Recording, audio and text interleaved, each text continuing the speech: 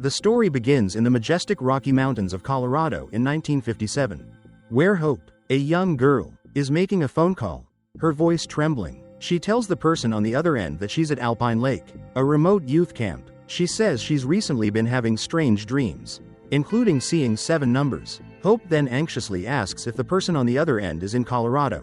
In a panic, Hope hangs up. The film shifts to Denver in 1982, 4 years after the previous film. On the school grounds, Finney wins a fight. His sister, Gwen, runs up to him and scolds him. But Finney explains that the new transfer students always want to test their skills against the one who took down the notorious killer. Ernesto appears, praises Finney's fighting skills, and invites Gwen out, which annoys Finney. Gwen laughs, says Ernesto is a good person, and reminds him that his brother, Robin, once asked Finney to look after his younger sibling. Back home, Finney is once again consumed by memories of the grabber. His figure appeared before Finney, forcing him to confront him and threaten to tear his face apart if he dared touch him again. But when Gwen stepped out, the image vanished. She asked her brother if he was all right, but Finney avoided the question, saying she would never fully understand what he was going through. Gwen remained steadfast, insisting that she would always be there for him. Amidst the snow-capped mountains, a boy in a yellow coat ran to an alpine lake. As night fell, he was pursued by a mysterious assailant, fell into the ice, and was stabbed to death. Before disappearing beneath the frozen lake, he carved the letter W. Gwen woke up with a start, her heart pounding. When the phone rang incessantly, she went to check but found the sound wasn't coming from the house. Just as Gwen opened the door, Finney appeared, waking her up and saying she had been sleepwalking. Gwen's whole body was now ice cold. The next morning, Gwen was teased by her classmates for being a witch, until Ernesto shows up with 2 concert tickets. He says he knows she's interested in the supernatural. Gwen teases him back, saying she believes in ghosts and the afterlife. When Ernesto pulls out a deck of cards resembling tarot and asks about her prophetic dreams, Gwen freezes. Ernesto explains that the police found Robin's body thanks to an anonymous call that his parents believe was from Gwen. She evades the topic, not wanting to bring it up again. On another street, Finney picks up a ringing public telephone, says he can't help, and hangs up, but the phone has actually been broken for a long time. The scene shifts back to the mountains. Another boy being chased, beaten, burned alive, then emerging from the ice and carving the letter B. Gwen wakes up again from her nightmare. When the phone rings, she follows it out to the porch, finding the charred body of the boy from her dream. Gwen even steps on blood on the ground. Following the sound of the doorbell, she arrived at the grabber's house, sneaked into the basement, and picked up the phone. It was a call between Hope and Gwen. Both had been having dreams about children trapped under ice and mysterious symbols. The signal flickered and then cut off. Just then, Max appeared, warning Gwen not to be there. The door behind them burst open, and someone came down the stairs. The phone rang again, and Finney walked in, once more pulling Gwen out of her sleepwalking. Gwen frantically said she had just received a call from her mother at a summer camp, but Finney seemed to want to ignore it. Haunted by the call, Gwen looked up information about the camp her mother mentioned and discovered it was a Christian youth camp recruiting counselors for a high school winter camp. A moment later, Terrence, their father, saw the newspaper Gwen was looking at and froze. He revealed that their mother used to work there. It had been closed for a time in 1958. The next day, Ernesto came to pick Gwen up, but Finney decided to go along because he felt uneasy. So the 3 of them set off for the Alpine Lake. The mountain road was covered in snow and thick fog, making it almost impossible for Ernesto to see anything. Finney had to get out of the car and run ahead to lead the way. Along the way, a woman on horseback appeared, named Mustang. She took the 3 young people back to the camp and told Mondo that she had just found the lost advisors. Mustang and Mondo explained that the camp had temporarily closed due to a snowstorm. The roads were blocked, and no one could leave until the weather calmed down. The atmosphere was tense, but Mustang reassured them, giving them a tour and arranging separate rooms according to the rules of men and women. She also gently mentioned her cabin was nearby in case Gwen needed help. That night, Gwen had another nightmare. A hand appeared, carving the letter H, startling her awake. Outside the cabin, Finney heard the phone ring. Gwen also heard the strange sound. Annoyed, Finney picked up the receiver and said he couldn't help anyone before hanging up. But the phone rang again, forcing him to answer once more. Meanwhile, Gwen heard a noise under the bed. She bent down and found herself facing the lifeless eyes of a dead child she had seen in her dream. Finney, holding the phone to his ear, heard a familiar, chilling whisper calling his name. Suddenly, The phone booth door slammed shut, enveloping him in an eerie atmosphere. Gwen was also besieged by images of children in her terrifying dreams. Terrified, she could only scream in despair. The phone rang again, and a chilling voice from the other end said, "Hell isn't fire, Finney, it's ice. The most terrible burning thing is the cold." Finney panicked, and just then the phone booth door opened. He rushed inside, hearing Gwen scream. He held her tightly until she calmed down and escaped her dream. That night, Gwen went to Ernesto, telling him she had had another nightmare and needed someone to be with her to feel safe. While Ernesto fell asleep, Gwen stayed awake praying, hoping God wouldn't let her fall into those terrifying dreams again. Ernesto woke up, saying he heard her praying and even confessed that it made her particularly attractive. Gwen shyly said that her mother was also religious but had passed on nightmares to her, driving her insane. She feared she would become like her mother, even though she still remembered her mother's beauty. Ernesto gently said that Gwen herself was very beautiful. The next morning, the group was called for breakfast. The guide asked them to contact home to report their safety.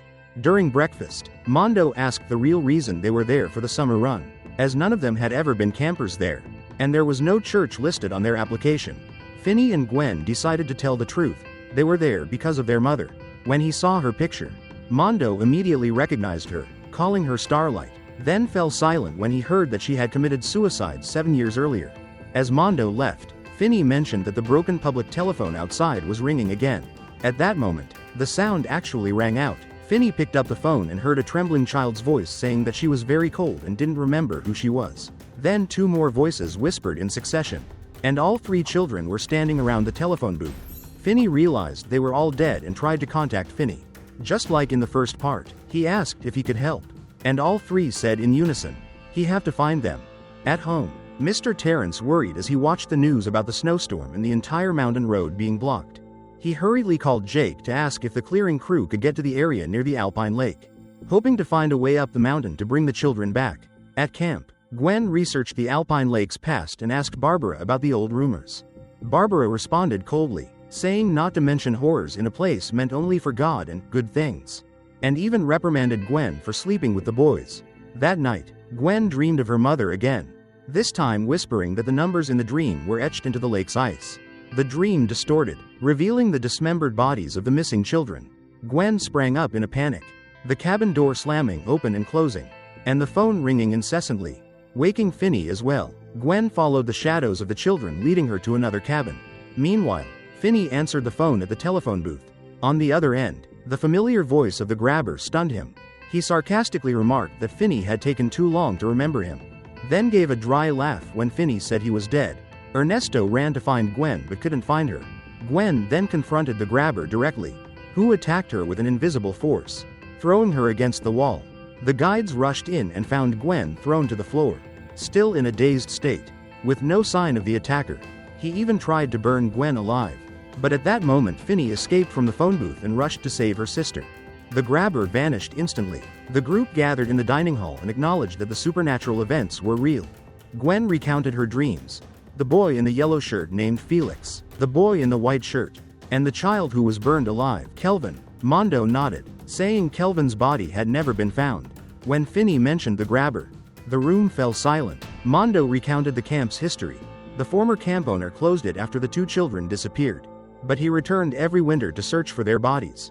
After his death, Mondo continued the mission, believing Gwen was the only one who could free the souls trapped beneath the ice. Looking at old photos, Finney recognized the grabber's face. Mondo revealed he was a former member of a camp called Billy or Wild Bill Hickok, a violent man who used the frozen lake as a hockey rink. The letters in Gwen's dream were his name. The disappearance of the children from the summer camp occurred in 1978, the year Finney killed him. Gwen realized the children's bodies lay beneath the ice in the lake. If they found 3 bodies, the grabber's power would vanish. The group agreed that at sunrise they would go to the lake and search for what was buried beneath the ice. A while later, Finney sat outside smoking in silence when Mondo approached him, advising him to quit and saying that what Finney truly feared wasn't hell, but the worry of not being able to protect Gwen. Mondo admitted that he had once gone astray, letting anger lead him astray. So he understood Finney. He believed Finney was strong enough to overcome his past and needed to confront his pain instead of hiding behind smoke. Finney remained silent for a moment before confessing that the grabber wanted to kill Gwen to torment him, and that he wouldn't let that happen. At dawn, The group went to the lake to search for the children's bodies but found nothing. That night, they returned exhausted. Finney and Ernesto took turns watching over Gwen, reminding her that if they couldn't wake her from her nightmare, she would have to face it herself. While Gwen slept, Ernesto asked Finney if he had truly spoken to his deceased brother. Finney nodded. Gwen drifted back into a dream. She saw a newspaper boy as the grabber's first victim. He then appeared with black balls. Suddenly, her mother, Hope, woke up in a panic. Gwen followed her mother down to the basement of a house where the newspaper boy was chained up. The grabber appeared and kidnapped her. He then forced Gwen into his car, and the two confronted each other. The grabber looked at Gwen and said she strangely resembled her mother. Gwen was shocked to realize the truth. Her mother had dreamed that her first child was kidnapped, and grabber killed her to cover his tracks, turning her death into a suicide because he knew she had the ability to see through dreams. He smirked, saying that hell has no fire, but a deep abyss where humanity disappears, leaving only sin. I am that abyss, he said. Gwen ran away and picked up a ringing phone, a voice whispering to her to hide, but the grabber found her and slashed her hand, causing her to bleed in real life. Others tried to wake Gwen, but she remained trapped in her dream. In her dream, she saw Mondo discover a body under the ice. At the same time, Grabber distracted her, binding her tightly in the nightmare before attacking Mondo. Gwen was helpless until she heard Finney's voice telling her to fight. She realized that even in this dream she possessed strength. Gwen mustered her courage, confronted Grabber head-on, and delivered a powerful blow. The space shattered, and she sprang up with a loud scream. Gwen immediately reported that Mondo was at the lake. The group rushed to him and pulled him out of the water just in time. Mustang called Barbara and her husband, begging them to help find the rest of the children. At that moment, Terrence, Gwen and Finney's father, appeared, determined to take them home. Finney agreed, but Gwen refused. The two siblings argued. Gwen called him a coward, always running away behind a cigarette, but said cigarettes wouldn't save him from his pain. Finney retorted that no one understood what he'd been through, that he'd lived with fear for too long and just wanted peace. Gwen hugged him, saying that of all the people she'd ever met, Finney was the bravest. Terrence was confused and distraught, urging them to leave immediately. But Gwen stopped him. She told him the truth. Their mother hadn't committed suicide, she'd been murdered. She recounted her dreams about the grabber and how he killed their mother to cover up his crime. Terrence stood speechless, completely devastated. Finally, he nodded in agreement to stay and help them. They continued their search but still couldn't find the two remaining children. Exhausted, Gwen lay down as if she'd just fallen asleep. However, when they tried to wake her, they realized she deliberately drifted off to sleep. Inside the dream, Gwen once again faced the grabber. Gwen plunged into the icy water and began to see them, the bodies of the missing children trapped beneath the ice. While Gwen tried to pull the bodies hidden in the crates, the grabber attacked others in the real world. He then smashed the ice to submerge the cable, preventing them from pulling the bodies up. Terrence saw this and rushed forward. The grabber now focused on his main objective, revenge against Finney. In her astral form, Gwen found herself standing in the darkness opposite the grabber. His voice echoed in the silent space, telling her she was alone. Gwen clenched her fists and retorted firmly that she was not alone. Behind him, faint specks of light appeared, the souls of the missing children surrounding him. The grabber paused, distracted. Gwen immediately lunged forward, unleashing the strongest blow she could muster. His mask ripped open, revealing a decaying face. Finney stepped forward, fearless. He looked directly into the killer's eyes and exclaimed that there was no fire in hell, only ice. The two brothers pushed him into the icy lake. The children's spirits clung to his body, dragging him down into the dark water until his body was frozen solid beneath the icy surface. Gwen awoke in Ernesto's arms. Breathless and dazed, she gently kissed his lips, whispering a thank you. Mondo called the families who had lost their children. His voice choked with emotion as he said they had found the children's bodies. As Finney and Gwen were about to leave, the phone suddenly rang. No one but acquaintances answered. She picked it up. On the other end, her mother's voice rang out. She said she didn't have much time left, but was in a beautiful and peaceful place. She thanked Gwen for freeing the children. Before the call ended, she added that the curse was never a punishment. It was a gift. She asked Gwen to tell Finney that she loved him and that Robin sent her regards. Gwen stood motionless, tears welling up in her eyes. She told Finney everything. The movie ends here. Thanks for watching and see you in the next video.